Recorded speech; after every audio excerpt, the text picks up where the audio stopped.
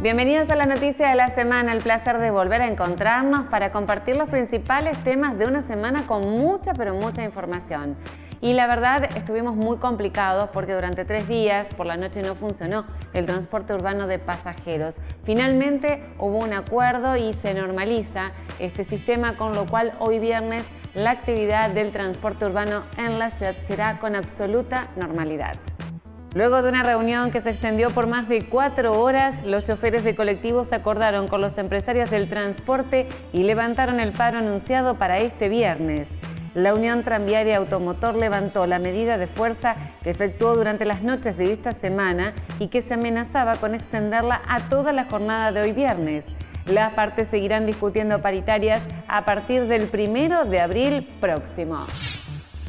Hablamos ahora de la justicia y en este caso para decir que comenzó el año en la Corte Suprema de Justicia de Nación con el discurso de su presidente.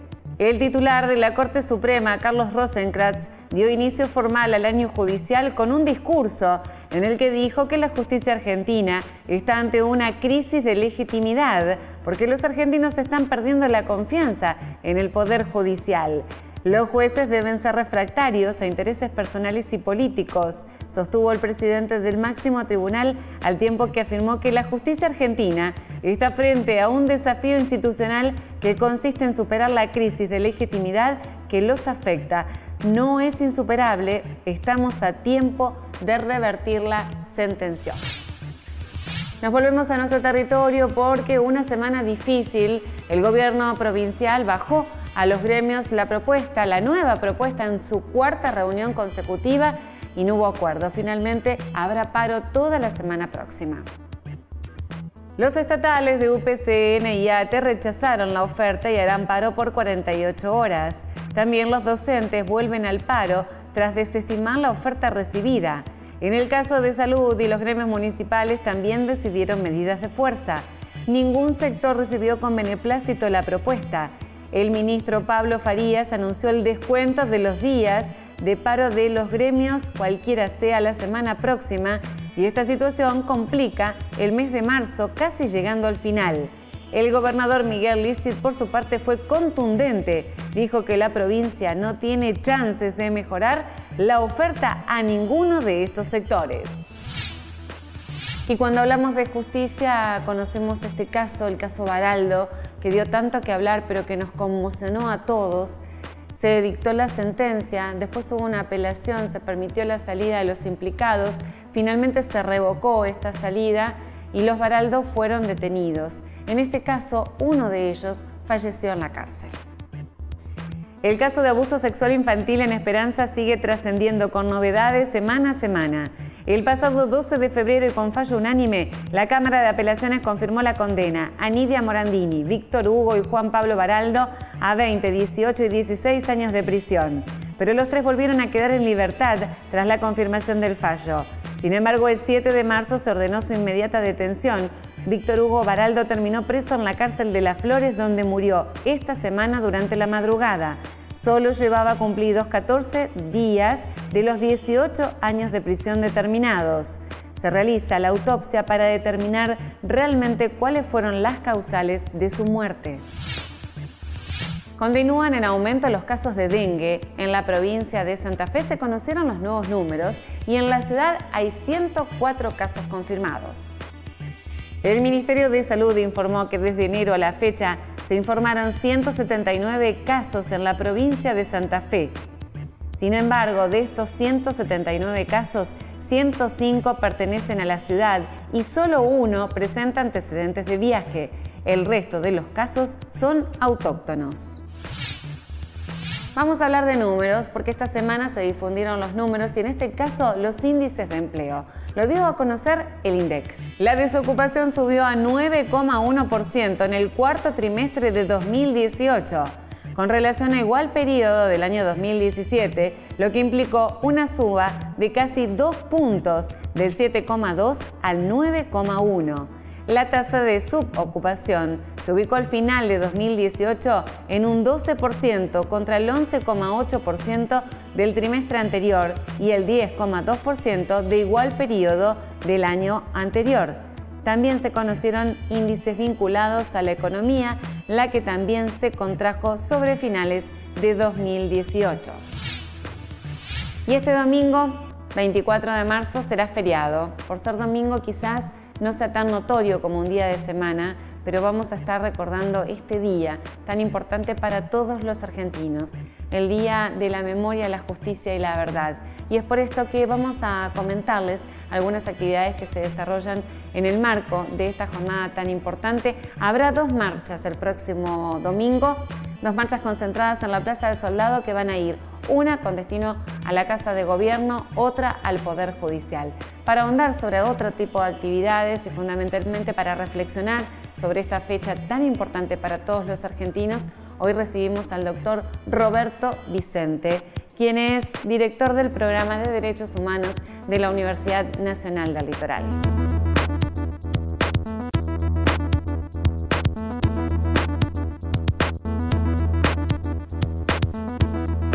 Y este domingo en feriado vamos a recordar el Día por la Verdad, la Justicia y la Memoria, y en este sentido hay muchas actividades, así que un agradecimiento especial al doctor Roberto Vicente que nos acompaña en esta noticia de la semana. Roberto, bienvenido.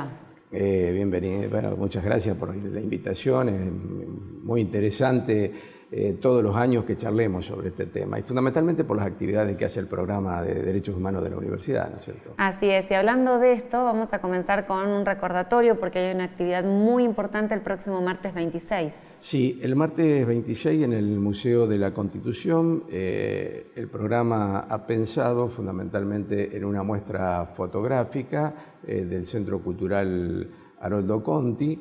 Esa exposición empezará a las 5:30 de la tarde para pasar luego de esa exposición y esa recorrida con un panel que estará a cargo de Sergio Wolf y de quien habla.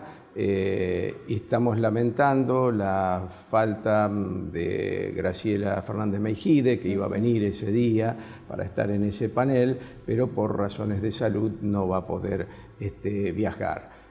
Con lo cual la tendremos presente porque, digamos, es un faro que siempre ilumina en estos temas. Sí. Y nosotros habíamos pensado que fundamentalmente como el tema estaba relacionado con los 36 años de la recuperación de la democracia y ese film Esto no es un golpe, de Sergio Wolf, que es quien va a estar también en el panel, entendemos que valía mucho la pena tener su presencia, su opinión, bueno, y trataremos nosotros de suplir ese tipo de situaciones, ¿no? Y la falta de ella en el panel. Bien, esto va a ocurrir en el Museo de la Constitución, un lugar bellísimo que tenemos en Santa Fe y que además nos ayuda a reforzar la idea de que somos cuna de la Constitución. Y para terminar, digamos, el panel, con posterioridad se va a ver el film con el objetivo fundamentalmente de que sea una reflexión fundamentalmente para todos los jóvenes que no han vivido aquellos momentos.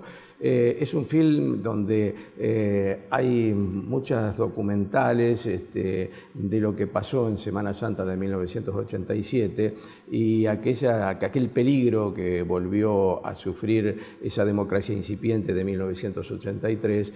Y la verdad que están los actores que opinan, digamos, quienes fueron los que participaron en aquella situación tan conflictiva y fundamentalmente escuchar opiniones que abrieron un debate muy importante sobre ese título de la película y los que no estamos tan de acuerdo. Ajá. Y que opinamos que se trató de un golpe fallido. Claro. Bueno, un momento que recordamos todos porque fue en Semana Santa, porque las palabras de Alfonsín aún replican en nuestros oídos y porque además era muy joven la democracia en ese momento, una niña casi. Exacto. Y ahora ya un poco más crecida hemos aprendido, pero todavía nos queda mucho por delante. Y en cuanto a derechos humanos, algunas heridas han sanado y otras todavía tienen que sanar.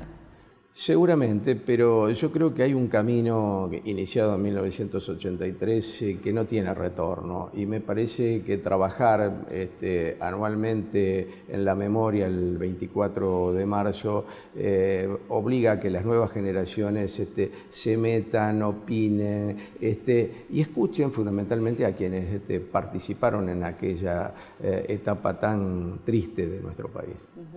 En cuanto a derechos humanos, se sigue trabajando intensamente desde distintos lugares. La universidad es precisamente uno de ellos. Ahora sabemos, por ejemplo, que en abogacía se incorporan materias de género, materias de derechos humanos, que también en otros ámbitos esto tiene prioridad, y me parece que es un gran paso para lo que es hablar sobre este tema y fundamentalmente hacerlos cumplir y hacerlos valer.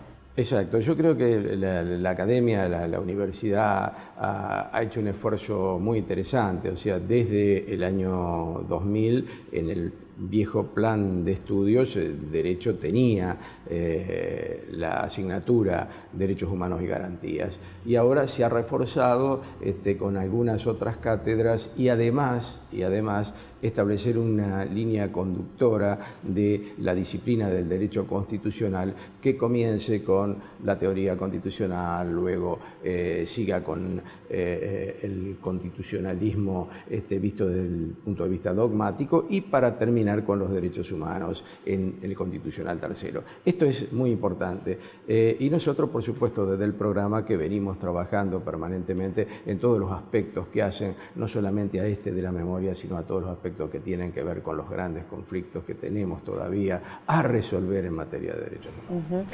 Hay conflictos por resolver y además hay que enseñarle a quienes vienen detrás nuestro, que no han vivido esa época, lo que significó y el esfuerzo que concentró recuperar la democracia y vivir como vivimos hoy, más allá de todas las quejas que haya en los ámbitos políticos, económicos y demás, pero tener esa posibilidad, ¿no?, de estar en libertad, de poder elegir. Fundamentalmente en este año que es electoral hay una cuestión que hay que mostrar y que es esta, ¿no? Hoy afortunadamente podemos decidir.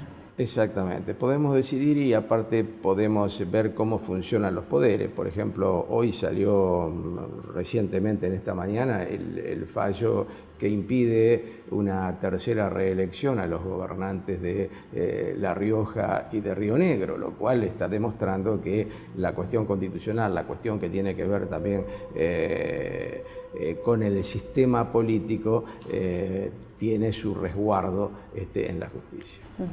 Muchas veces la gente habla de derechos humanos y entiende que también tiene que ver con algunos procesos que se están viviendo por estos días, digo, en cuanto a hechos de inseguridad, por allí, ya ahora sin darle valor a la vida, antes directamente era un robo y ahora no se protege esa vida, directamente se atenta, y entonces muchos dicen que en esto también se tendría que trabajar. ¿Qué podemos decir sobre eso? Bueno, en realidad hay un trabajo que se viene realizando también desde la universidad. Nosotros hemos participado en capacitaciones que se ha hecho a la policía de la provincia a través de un programa que tiene la universidad que lidera Máximo Soso, en el cual he dado clase precisamente a los policías que están en ejercicio con el objetivo de hablar de estos temas. Es decir, el tema de derechos humanos tiene un ida y vuelta y requiere fundamentalmente los dos aspectos: cómo resolver el problema de la inseguridad, cómo resolver también el problema de las víctimas, que son quienes llevan la peor parte en estos temas de la inseguridad. Y bueno, y después cómo funcionan las fuerzas de seguridad para que no se violen los derechos. Pero el que no se violen los derechos no significa que las fuerzas de seguridad no pueden actuar, sino cómo deben actuar. Esa es la otra cuestión que yo creo que es muy importante para trabajar. Claro, y es importante porque también surge ante hechos donde, por ejemplo, el policía actúa, o este año cuando se hizo la propuesta sobre que se pueda disparar y demás, son todos temas que se tienen que discutir porque hay un límite muy sencillo, muy finito, ¿no?, entre una cuestión y otra. Sí, hay una delgada línea que es la que hay que desarrollar, y yo creo que, bueno, esa es fundamentalmente la tarea que hay que tener en ese diálogo que tiene que haber entre la comunidad, los que estudian estos conflictos y fundamentalmente la clase política, que tiene alguna responsabilidad muy importante porque es la que lidera los conflictos que tiene el Estado con los particulares. Entonces, estas son las cosas que yo creo que hay que trabajar. Y después que tenemos muchos otros temas que son complejos y que tienen que ver con derechos económicos, sociales y culturales, que hay que empezar a discutir cuál es el rol que tiene que cumplir el Estado, cómo lo tiene que cumplir el Estado, cómo deben funcionar las organizaciones no gubernamentales que defienden estos derechos. Es decir, hay una efervescencia que yo creo que es muy importante, que admite el diálogo, que admite la necesidad de empezar a formarnos de otra manera. Y por supuesto la educación es el pilar fundamental. Y yo creo que es el pilar fundamental que tenemos que trabajarlo desde que los niños y niñas son muy pequeños. Es cierto. Nosotros hemos trabajado también en este tema en la formación de las maestras jardineras en un convenio que habíamos hecho con el municipio con ese objetivo. Es decir, tratar de que haya una articulación entre el docente, los niños y niñas y los padres. Es toda una situación compleja, pero una situación interesantísima. Y yo creo que vale la pena trabajarlo, pero como una polea de transmisión en la cual se utilicen los medios para que esto llegue a la comunidad en su conjunto. Muy interesante. Vamos a recordar entonces lo que comenzamos hablando, que es esta actividad por el Día de los Derechos, de la Verdad, de la Justicia y la Memoria, el próximo martes a las 17:30 en el Museo de la Constitución. El Museo de la Constitución. Muchas gracias. Roberto, gracias por venir. No, por favor. Un placer. Gracias. Y de esta manera llegamos al final de la noticia de la semana. Muchas gracias por habernos acompañado.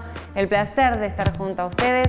Agradecemos a todo el equipo de Litus y nos volvemos a encontrar la semana próxima para seguir analizando temas de interés. Será hasta entonces, buena semana para todos.